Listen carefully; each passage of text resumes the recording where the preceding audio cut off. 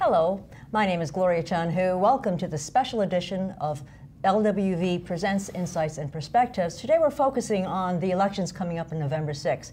And we're going to be focusing today on the District 8 race, a very controversial one. And we hope that you'll be able to learn something about the two candidates who are running, sitting incumbent City Council member Rose Herrera and her challenger Jimmy Nguyen.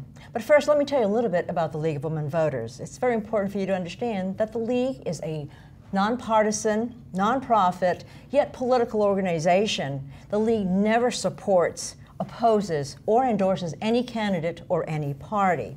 But we are very interested in encouraging an informed and active participation by voters. And so these programs are to help you make some decisions, and we hope intelligent ones, as you go to voting at the ballot polls or at if you're voting by mail.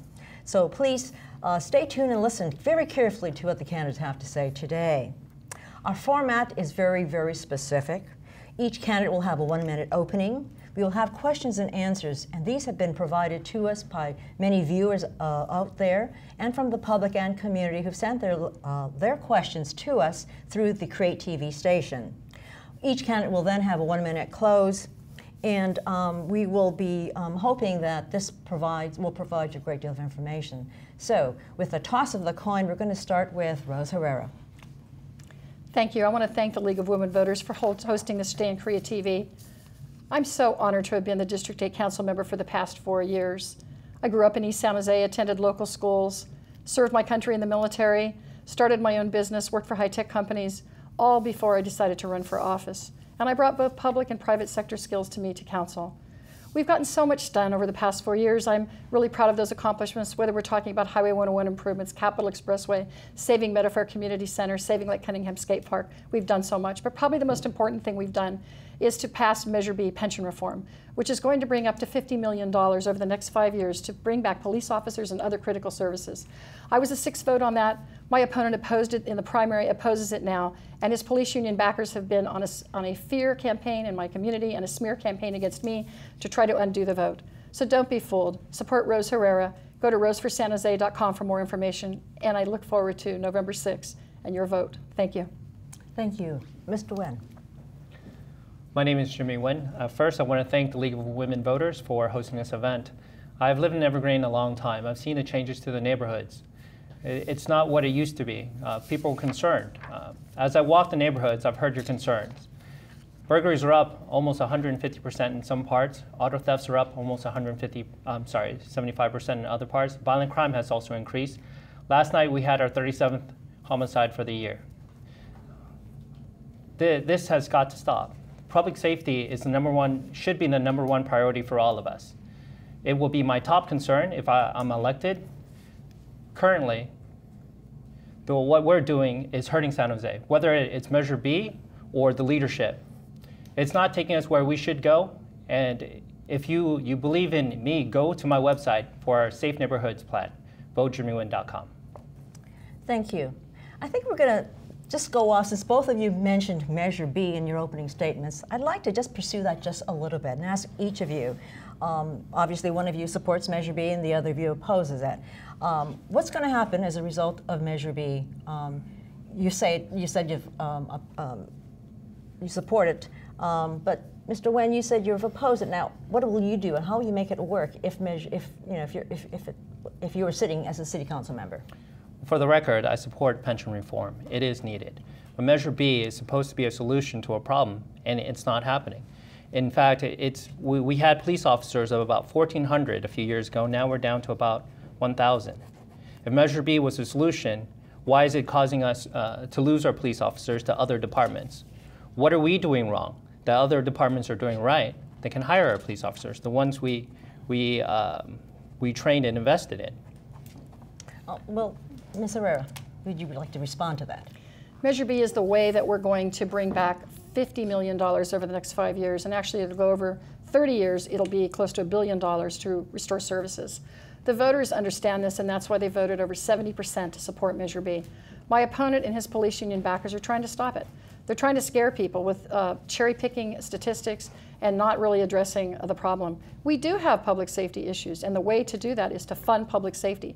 And we need to enact the pension reform that the voters passed, and I will guarantee that in the next 4 years, I will do everything I can to implement Measure B.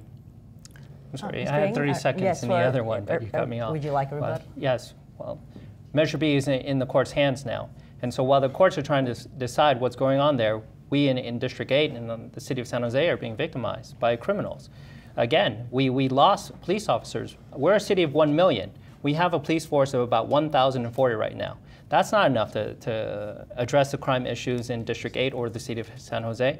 Plus, if the courts decide that it is unconstitutional, where will we be? We'll still be at square one. I'm going to toss that back to Ms. Herrera to ask you the question that the community is asking. What are your plans to promote and to increase the city response time to fire and public safety calls in the east and south parts of the city? So the mayor and my colleagues and the chief of police work together, and the chief of police is in charge of the police department, not the council. And I certainly have supported everything he has done, increasing overtime, providing additional resources, moving people back to patrol. Those are the short-term things we can do. We've also have 110 police officers in the pipeline to go into training, and we should see some of those come back out on the street starting in the summer and in December. But I want to also address the issue of the number of police officers we have now. If I hadn't supported the budget to take a 10% total compensation reduction, we would have fewer officers, 150 fewer officers right now. So I was very instrumental in making sure that we kept those police officers by supporting that budget. And I was proud to say the police union supported us too. And it ended up supporting that, voting for it, and we got that passed and saved 150 police officers. But the real answer is Measure B, because it's going to bring millions and millions of dollars back into our city coffers and end the spiraling pension and benefit costs that have been going on for the last 10 years. We've lost over 2,000 employees because we have to keep cutting services. And that just has to stop, and that's why we have to reform the pensions. Okay, I'm just going to, as a quick rebuttal, sure. Mr. Nguyen, Measure B has passed. Yes. But what would you do, and what would you do to promote and increase the city's response time to some of these public safety issues for fire and public safety? Well, like I said earlier, I have a safe neighborhoods plan. It's on my website at votejimmy.com. I would try to restore the burglary unit, because right now we don't have a burglary unit. Burglaries are up almost 150%. Who investigates these things? Patrol people go out, they take a report, if anything, and then that's it. It sits on a desk.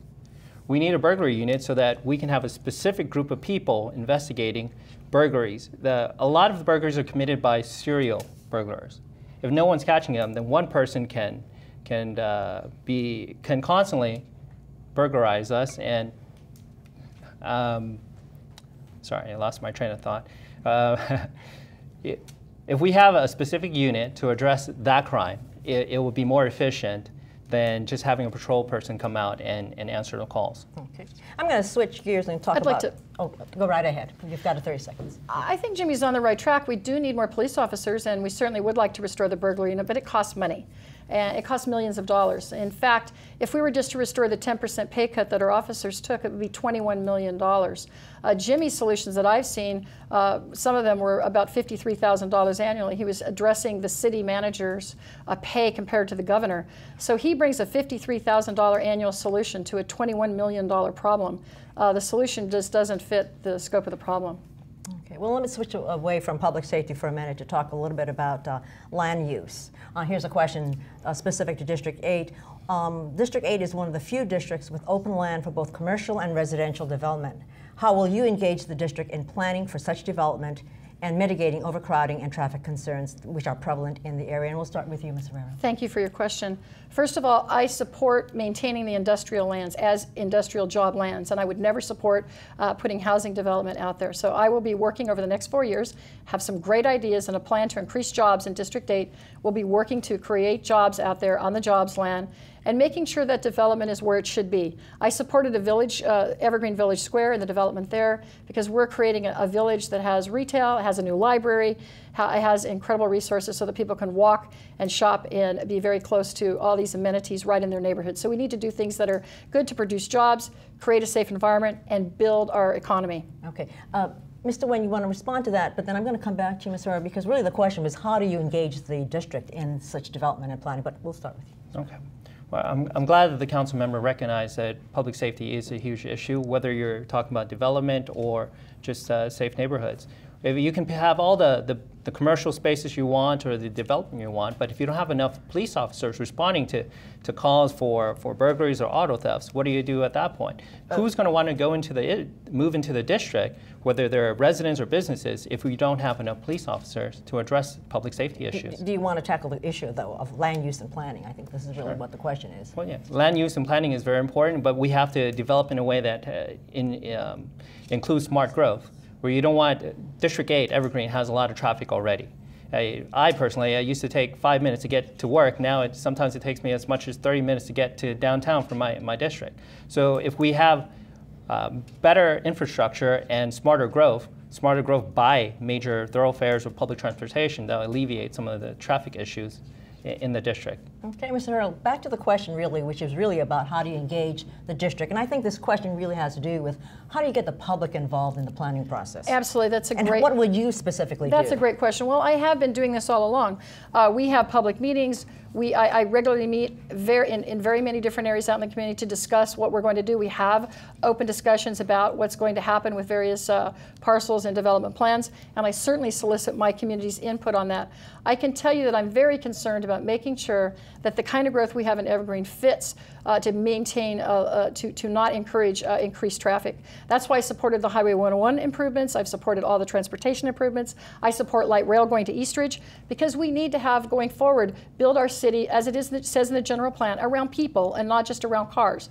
So I'm very much supporting job creating in Evergreen, which would bring us a reverse commute, which will help our traffic situation, and absolutely working with the neighborhoods and working with the community.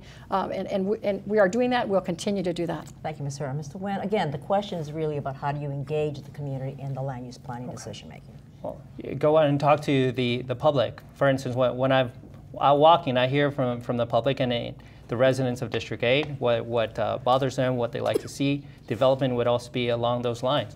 An issue that's come up constantly is the cell tower in District 8, for example. There is a tower that was supposed to be built at Evergreen. Now apparently some residents have called me and told me that it will be moved to Laurelwood Elementary School, which is another problem because a lot of them haven't heard about that. So what you should do is talk to the voters and the residents of District 8, engage with them, send them newsletters, call them up, mail, knock on their doors, ask them, hi, what's going on with you? What would you like to see? Are you aware of the development here or the cell tower that's going into the school near you? Thank you. Any rebuttal? Yeah, yes. I'd like to rebut. And it's understandable because Jimmy doesn't know that much about city government, and he tends to talk mostly about public safety talking points he's been provided. But the FTC has very strict rules around how we can get involved in where cell towers go. I have been involved in the community and have met with them and actually brought Verizon to the table. Verizon didn't want to come to the table to hear what our community's concerns are, but I think it was very important. But I'm not going to mislead my community into thinking that I have power over things I do not. What we do have control over is the land use decisions around cell towers. And I'm certainly encouraging my community. In fact, I put out a letter today to Verizon asking them to consider having a second consultant's report to address their concerns. Thank you. Okay, let's move toward another question, that is schools. And we'll start with you, Mr. Nguyen. What ideas do you have that will strengthen the relationship and the cooperation between school districts and the City of San Jose, specifically in regard to promoting charter schools or closing the achievement gap and the residential development impacts that it has on school enrollment? Okay. I used to work in an after-school program with kids, and it was a program paid for by the City of San Jose through the Parks and Rec Department. So these after-school programs would help the kids with homework or field trips, arts and crafts, sports. And usually they were between the hours of 3 and 6, which, by the way, are also the hours when juvenile crime is most likely to happen. So what the City Council can do is make sure that the neighborhoods are safe, that there are programs like that to keep youth engaged and out of trouble during those hours, and also just be visible, be available in case they need an elected official to come in and speak to the kids, because kids hear teachers all the time, and sometimes they disregard them. But if you have an elected official come in, sometimes the kids pay more attention, and they're more likely to listen to what this person says when they come in. Ms. Herrera, your comments on the same question. So as everyone probably knows, the City Council doesn't really manage schools. That's the county and school boards. But I think what's important is we all serve the same people. We all serve the same families. And I've been very supportive of wraparound services that we've been able to have. Unfortunately, with our budget situation, we've had to curtail a lot of those. I'm happy to say that we still have preschool programs and after-school programs at Millbrook Community Center. I've also supported traffic safety programs. We have a pilot program now going at Montgomery Elementary to slow down the traffic 15 miles an hour, and with new radar feedback signs, which help people understand how fast they're traveling. I think it's really important that we do what we can to make sure that kids can travel to and from school safely and work to do whatever we can to support the schools and the teachers. Very good. Thank you. Let me move on to the next question, and it has to do with traffic, which was covered somewhat before. How will you work with the city and corresponding agencies, because traffic involves more than just the city traffic department, it involves the state as well as next cities, neighboring cities. But what would you do to work with the city and corresponding agencies to continue the traffic and transportation projects that are currently in process and on the drawing boards in the district? That would really help me understand, or help the voter to understand your transportation priorities. Well, I serve on the VTA, and transportation was one of the cornerstones of my running for office, because I really feel strongly about completing the light rail segment from Capitol to Eastridge. I think that's very important. I'm a big supporter of transit.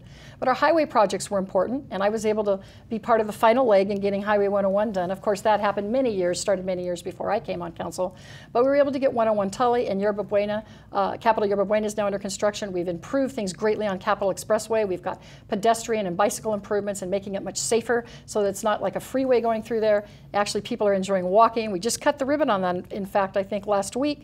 And so people are really enjoying that. And that will pave the way for a bus rapid transit and light rail. Transit's very important. We have to provide options for folks. We have some of the most transit-dependent people living in East San Jose. I look forward to our light rail connection, which will connect the east side to BART. BART's so important, and without that connection, we don't have the direct connection to BART.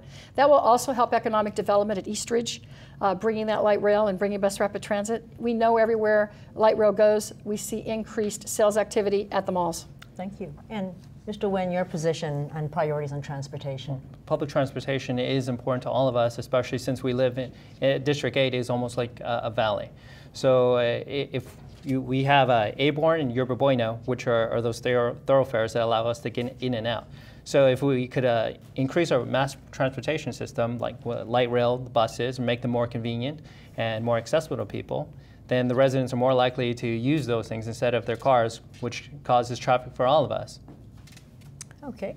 I'd like to now just sort of pull back a little bit and go toward a fairly broad question, and that is to ask you, if elected or re-elected, if the case may be, what would be your top 3 priorities going into the next calendar year? We'll start with you, Ms. Herrera. Thank you. Well, I think top 3 is a good way to put it. First of all, we have to make sure that we implement pension reform Measure B.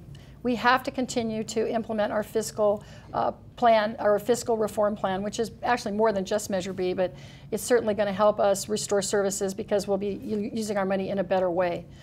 I want to bring jobs, more jobs to Evergreen and San Jose. We have a jobs housing imbalance that we need to correct in San Jose, and I believe we can do it. We simply need to believe we can and go out and do the necessary things to bring companies to San Jose. I've already been responsible for bringing 2,200 more jobs to San Jose just by looking at how we are providing incentives for those companies. I've also supported new retail in District 8, which I think is really important. The other thing I want to talk about is comprehensive public safety. Not only do I want to bring back police officer jobs and make sure that we have public safety in the traditional sense, but I believe in comprehensive public safety, and that means libraries and community centers and all the kinds of things that give our youth opportunity. Public safety is more than just police on the street. Thank you. Mr. Nguyen, same question. Top 3 priorities. Top 3. Well, public safety has to be number 1 because the crime rate is so high in our area, and like I said, the burglaries are up, auto thefts are up, and the violent crime is also up. We had our 37th homicide the other night. And if we can't get our public safety in order, then nobody will want to move here. No one will want to do business here. Also, fiscal reform. The council member mentioned earlier that I said $50,000 is how we will fix our problems. I didn't say that. I'm saying that's how we can address. We can start fixing our problems. The city manager makes more than Governor California. That's just one step. If we have a lot of city administrators who make a lot of money, whereas we don't have enough police officers to answer our calls, how does that resolve our public safety issues? Right? So I would like to cap executive pay and also consolidate some departments, because that would free up a lot more money for us to hire more police officers. Then if we make our areas safer, the second priority I have is fiscal reform will take care of that. And if we have more police officers, we can increase our public safety. People will want to come in. We can have more jobs. People will feel safer. Thank you. I'd like to response? Okay. Yeah, I wish it were that simple, but unfortunately the scale at which Jimmy's talking about, I am going to bring back what he said here, because he talked about the difference between the governor's pay and the city manager's pay. That's $53,998, I think, difference. That won't even hire a maintenance worker. So the problem is he brings solutions that they don't really scale to the problem. We need to restore hundreds of millions of dollars back to our budget so that we can hire more police officers, so that we can hire back the folks that provide services. Our city provides services, and if we can't pay for them, we can't have them. So we need to make sure that we implement Measure B and that we bring back that money into our coffers so we can keep our city fiscally sustainable and provide the services that our residents deserve. Mr. Nguyen, did you want to respond? Well, yes. It's unfortunate that Councilmember thinks that $53,000 isn't a lot of money. That's a lot of money for certain people. And I didn't say we can use just $53,000 to solve our problems. I'm saying that this is one way we can start. The city manager makes that much money. How many other administrators make a lot of money? More than the governor of California. How about we cap some of that pay, eliminate some of those positions, consolidate some departments? How much money would that give us to fix our public safety issues? How many police officers, librarians, and firefighters can we hire if we could just think that $53,000 is just the beginning? That if we consolidate and we cap, we can have more money for the services that people need. Okay. Thank you. Let me switch to another subject, and that is bringing in good quality businesses in some of the neighborhoods in the district. There's a desire for good quality grocery stores and restaurants. What would you do, and how would you promote bringing in that kind of quality of business and restaurants into the neighborhoods? And we'll start with you, Mr. Nguyen. Well, find out what the residents like, right? If the residents like a certain kind of food, maybe we can find some people to bring those type of foods or services in. There's no point in bringing say, a Thai restaurant if people in the district don't like Thai food, for example. And at the same time, we can also promote certain businesses, certain foods, try to broaden the taste of the community by having food fairs, community fairs, cultural fairs, things like that, just to show the people that there are other options out there, and if they like them, maybe they'll start those businesses in the district. Ms. Herrera? Retail businesses are very critical, and a lot of folks have desire for certain retail businesses. I think it's really important that we support those entrepreneurs that are willing to invest their money and build businesses in our city and in District 8. So I've rolled up my sleeves and helped various businesses who've started there. I've actually helped recruit some businesses into District 8, personally recruited them. I've gone actually out to recruit grocery stores. I've gone to the California Grocers Association. I've gone to other meetings where I've actually reached out and tried to promote businesses in Evergreen. And I think we've had a lot of success. We've got 2 new grocery stores. We've got a day spa at Evergreen Village Square that's there because I recruited them. And we have to support these businesses. And as a council member, I'm supporting changes in the planning and in our building code department that help these businesses get through the red tape so they can get set up faster. And so that's one of the things we're working on going forward, because we have to have a city that's open in helping those businesses. I'd like to go back to something sort of general, and that is sort of the money in politics. Both of you have had a lot of money thrown into your political campaign. A lot of it comes from outside, and that's been noted in the media. Both of you have had questions about that. The problem with money in politics is that the voters get very sick of it, and yet both of you benefit, perhaps. From a league point of view, the question about money in politics is a great concern to us. How do you feel about the money in politics that is coming your way? Does it help or hurt what you're able to do, and could you do without it? Well, first of all, I would support publicly financed campaigns, and I wish we could get to the point where we had that, because I don't like the fact that we have, because of the Supreme Court decision, unlimited amounts of money coming in. What happens, though, is if you don't respond, and I had over $200,000 thrown at me back in the primary by the city unions that support my opponent. They way overspent 3 times more than I did. So if you don't, if people don't support you, then you're really at a severe disadvantage. So Citizens United, unfortunately, opened the floodgates for a lot of really negative things in our community. I hope that we can turn that back eventually, and I would like to see publicly financed campaigns. But I play the hand I'm dealt. And I have nothing to do with independent expenditures, as I'm sure Jimmy doesn't either. It's illegal. So I run my own campaign, and if friends are out there helping me, they're out there helping me, and I have nothing. I don't have anything to do with putting that together, nor do I have anything to, that I can say about that. Mr. Nguyen, you want to respond? You want to answer that question as well, please? Sure. All I can do is answer for my own campaign. I can't answer for other people's campaigns. My opponent mentioned that there was money thrown at her by certain people, and that has nothing to do with me. Just like the people who are supporting her have nothing to do with the money that they've invested in her to discredit my campaign. So I don't hold that against her, and hopefully she won't hold that against me as well. These other people have their own agendas and their own messages that they want to get out. But to say that there was $200,000 used against her and that it's not fair is absurd, because there are people supporting her who've raised almost $200,000 to discredit my candidacy. I just want to stick to the issues. And at the end of the day, I hope the voters can see who's the better candidate and vote for that person. Well, money in campaigns is a continuing problem, and I suspect it'll continue to affect all of us. We now have time for your closing comments. So we will start with Jimmy, I believe, since we started with you as an opening. Mm-hmm. So this would be your 1-minute closing comments. Thank you. Thank you again to the League of Women Voters for giving me this opportunity. This election is about public safety and trust. I've lived in the district for a long time, and what I'm seeing is not the district I remember. It's not the area that I want to have kids and have them go to school in. Crime is up. It's not something that's being addressed. And so if I'm elected, I want to bring public safety in and make it the top priority for all of us.